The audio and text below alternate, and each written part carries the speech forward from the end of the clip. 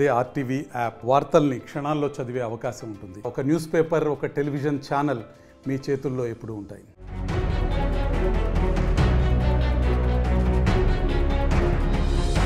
ప్రపంచ దేశాలను వణికించిన corona virus మళ్లీ విజృంభించబోతోంది. అమెరికా, దక్షిణ కొరియాల్లో ఇప్పటికే భారీగా కేసులు నమోదవుతున్నాయి. ఈ నేపథ్యంలోనే భారత్ కు సైతం హెచ్చరికలు జారీ చేశారు నిపుణులు. భారత్ మరో కోవిడ్ వ్యాప్తికి సిద్ధంగా ఉండాలని America centres for disease control and prevention నిపుణులు వార్నింగ్ ఇచ్చారు.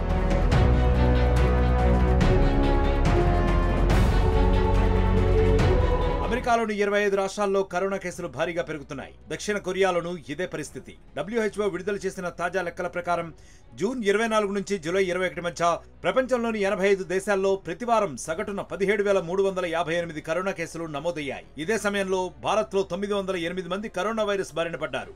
2 చనిపోయారు.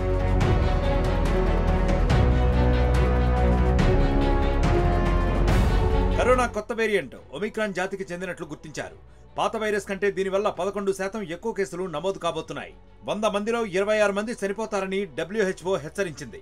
ఇతర దేశాల మాదిరిగా భారత్లో తీవ్రమైన పరిస్థితి లేనప్పటికీ మరో మహమ్మారిని ఎదుర్కొనేందుకు మాత్రం అంతా సిద్ధంగా ఉండాలని నిపుణులు హెచ్చరిస్తున్నారు.